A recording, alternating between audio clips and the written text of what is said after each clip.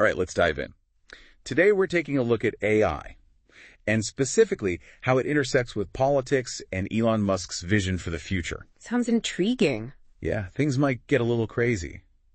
We've got these excerpts hinting at some pretty major policy changes if Trump gets back in office. Oh, interesting. Yeah, and then we've got this Observer article that takes a deep dive into xAI's Grok 2 chatbot, which seems to have basically zero boundaries. Okay, yeah, Grok 2 has definitely been making headlines. Right. So I think the big question here is, what happens when you combine a potential Trump presidency with a company like Musk's xAI? Yeah, especially with the whole deregulation thing. Exactly. Trump's been pretty open about wanting to roll back a lot of those AI regulations that are already in place, like Biden's 2023 executive order and the U.S. AI Safety Institute. Right, and those were both aimed at, kind of setting some guardrails for AI development, making sure things don't go off the rails, so dismantling them. Could be risky. Well, it definitely creates a lot of unknowns. I mean, on the one hand, you could see a surge in innovation.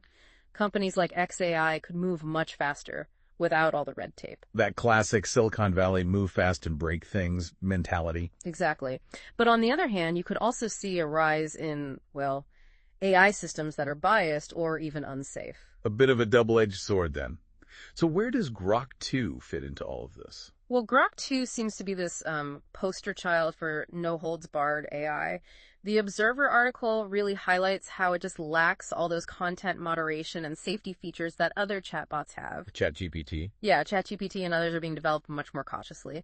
Grok 2, on the other hand, it's a bit of loose cannon. That's one way to put it. It's been used to create some pretty out there stuff. Like what? Give us the juicy details. Well, we're talking about deep fakes of political figures, like one with Donald Trump hugging a very pregnant Kamala Harris. Whoa.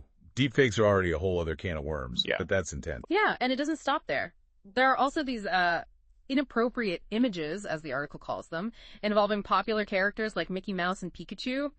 Things that could definitely land people in some legal trouble. Okay, so we're not talking about harmless fun anymore. This is getting into potentially dangerous territory. What kind of legal issues could come up from stuff like that? Well, deepfakes especially raise a lot of questions around privacy violations, defamation, even the potential for election interference.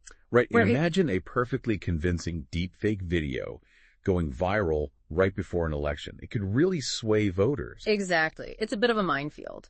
And it makes you wonder, what is Elon Musk thinking? I mean, he's been one of the loudest voices warning about the dangers of unregulated AI. Right. It's almost like we're seeing two sides of Elon Musk. The one who's preaching caution about AI taking over the world, and the one who's letting loose a chatbot that could potentially do just that. It's a fascinating paradox for sure. And it's not like he's against all regulations. He's actually been supportive of some, like California's Frontier Artificial Intelligence Models Act, which was designed to put some limits on AI development. So is he just being a hypocrite? Or is there something more to this? The Observer article quotes Brandon Purcell, an AI specialist at Forrester, who says xAI released a, quote, relatively unrefined AI model because Musk, quote, clearly values uncensored free speech. Okay, so maybe that's the key here. Maybe he believes that the only way to truly understand AI's risks is to let it run wild, see what happens.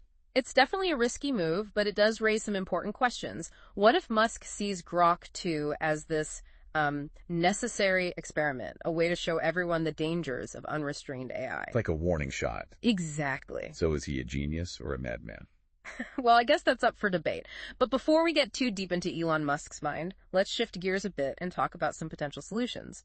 The Observer article outlines some interesting ideas for how to deal with this whole Grok 2 dilemma. Okay, I'm all ears. We've talked about the risks, but what about the solutions?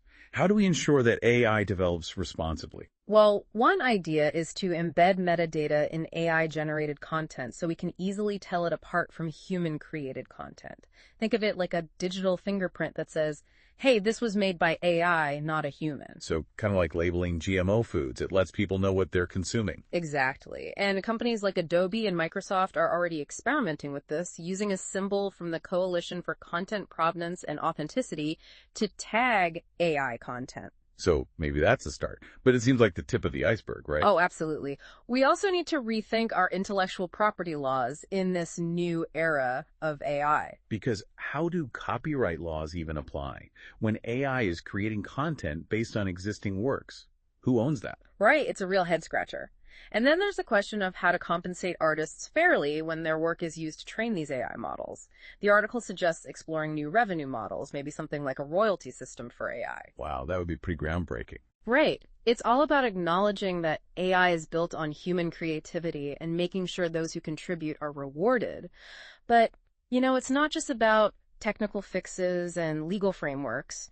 We need a fundamental shift in our thinking about AI. Okay, I'm intrigued. What kind of shift? It's about fostering a culture of responsible AI where ethical considerations are baked into every single step of the development process, from the initial research and design all the way to how it's actually used. Okay, I like the sound of that, but what does it actually look like in practice? It means moving beyond the hype and the fear surrounding AI and focusing on how we can actually use it for good. It means asking tough questions up front. What are the potential consequences of this AI? What are the unintended consequences? So being proactive rather than reactive. Exactly. And that's where comprehensive usage policies come in. Companies need to be clear about how their AI can and cannot be used. And they need to constantly monitor these systems to catch any problems early on. Because AI is always learning, right? It's constantly evolving. You got it. It's not a set it and forget it situation. We need to stay vigilant. But let's circle back to Elon Musk and Grok 2 for a second.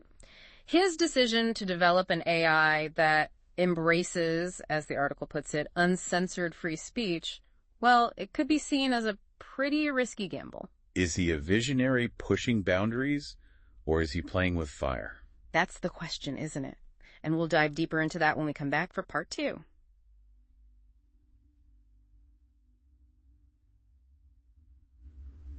Welcome back. Before the break, we were talking about how we need to build this culture of responsible AI, especially with stuff like Grok 2 out there. Right. It's like we can't just rely on technology to solve all the problems. Exactly. It's a much bigger issue than that. But the Observer article does mention some specific things companies can do, like implementing those comprehensive usage policies. Yeah, those stood out to me too. So it's not just leaving it up to users to, be responsible. No. It's about building in safeguards from the very beginning. Think of it like designing a car. Okay. You wouldn't just build a super powerful engine and then just hope the driver can handle it, right? Yeah. You've got seatbelts, airbags, anti-lock brakes, all that stuff. AI needs its own version of those safety features. So it's like setting the rules of the road, but for AI. Exactly. It's about thinking ahead, anticipating how things could go wrong, and then taking steps to, minimize the risks. But then, even with those rules in place, AI is still this constantly learning, evolving thing. Oh, absolutely. And that's where continuous monitoring becomes so important. Because you can't just, set it loose and hope for the best. Nope. AI systems can surprise us. You got to keep a close eye on how they're actually being used in the real world to catch problems early on. It's like navigating a ship, right? You don't just plot a course and then assume you'll get there without making any adjustments along the way. Perfect analogy. You got to constantly monitor your position, be aware of obstacles, same thing with AI. But let's zoom out for a sec. The article also talks about some bigger picture solutions like, how our intellectual property laws need to change in the age of AI. Yeah, that whole copyright thing really tripped me up. If an AI creates something, but is based on existing works, who actually owns the copyright? It's a tricky one, right? How do we even begin to apply those old laws to this new technology? And then there's the issue of how to make sure artists are compensated fairly when their work is being used to train these AI models. Yeah, that's a big one. The article throws around some interesting ideas, like maybe we need new revenue models, something like a royalty system for AI. A royalty system. So every time an AI uses a piece of art to learn, the artist gets a cut. Exactly. It's about recognizing that AI is built on human creativity and those who contribute should be rewarded. But, even with all those technical and legal solutions, there's still that missing piece. Right, that cultural shift we were talking about. Yep. And I think a lot of that comes down to, just staying informed. Okay, so reading articles about AI, listening to podcasts. Exactly. The more you understand about the technology, the better equipped you'll be to have these important conversations about it. And once we've got the knowledge, what then? What can we actually do? Talk about it. Spread the word. Share those articles. Have those conversations with your friends and family. Yeah, because this isn't just a tech issue. It's something that affects all of us. Exactly. And don't be afraid to, ask questions, challenge assumptions. If something about AI worries you, speak up. Write to our elected officials. Contact the companies making these AI systems. Yep. Use your voice to demand responsible AI development. I love that. It's empowering knowing that we're not powerless in all of this. We're not. And hey, if you really want to make a difference, consider supporting those organizations that are working to promote ethical AI. There are tons of great groups out there doing research, developing guidelines, advocating for change. Yeah, put our money where our mouth is, right? Exactly. Volunteer your time, donate, spread the word about their work. Every little bit helps. But let's bring it back to Elon Musk and Grok 2 for a sec. Because that whole uncensored free speech thing is still kind of bugging me. Right. I mean, is he being reckless? Is he just trying to provoke people? Or is there some grand plan we're not seeing? It's hard to say. It's like he's running this giant experiment, pushing AI to its limits, just to see what happens. And who knows what the consequences will be? That's the scary part. Yeah, it's all very thought-provoking, to say the least. It is, and it really gets at the heart of this whole debate about the future of AI. What kind of world do we want to create, and how do we get there? Big questions. Huge. And that's actually a perfect place to wrap up this part of our deep dive. When we come back, we'll try to tie all these threads together and leave you with some final thoughts to chew on. And we're back for the final part of our deep dive. We've been trying to untangle this whole mess of AI, politics, and, well, Elon Musk's unique vision for the future. It's definitely been a wild ride. We've gone from potential AI deregulation under Trump to Grok 2, creating, those deepfakes and inappropriate images, and then all the way to needing a whole new culture around AI development. Yeah, we've covered a lot of ground. So as we wrap things up here, what are the big takeaways? What do we want our listeners to remember? Well, first off, I think it's clear that AI isn't some far-off thing anymore. It's here, it's changing things fast, and it's impacting all of us, whether we realize it or not. Right. Grok 2 is a perfect example of that. It shows us that AI can be unpredictable and even, a little dangerous. Exactly. And the thing is, the way AI develops is really tied to politics. Those decisions about regulations, funding, and oversight, they're going to have a huge impact on where this technology goes. So we need to be paying attention to what's happening in Washington just as much as we're paying attention to what's happening in Silicon Valley. Absolutely. It's not just a tech issue, it's a societal issue. Right. And I think the most important takeaway is that the future of AI isn't set in stone. We're all shaping it with the choices we make. Yeah, it's not just about the code, it's about our values and the kind of future we want. And that brings us back to Elon Musk and his, let's call it his complicated stance on AI. On one hand, he's warning us about the dangers of unregulated AI, but then on the other hand, he's unleashing Grok 2, which seems to embrace all those dangers. Yeah, it's almost like he's saying one thing and doing another. So is he a hypocrite? Is he just stirring the pot?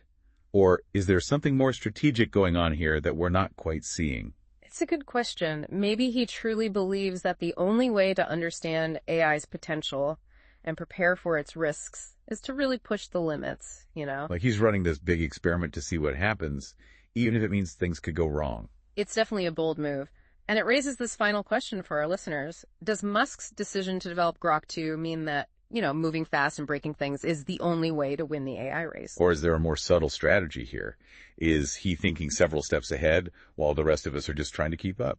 It's hard to say for sure, but those are the kinds of questions we need to be thinking about as a society. Because the future of AI, and maybe even the future of humanity, depends on how we answer those questions. Exactly. It's a lot to wrap our heads around. It is. We've gone from a chatbot to, the fate of civilization in just a few minutes. Right. It just shows how powerful and how complex this technology is. But hey, that's why we do these deep dives. It's all about exploring those complexities and hopefully helping people understand them a little better. I think we did a good job of that today. I hope so. And to our listeners, we encourage you to keep digging into this.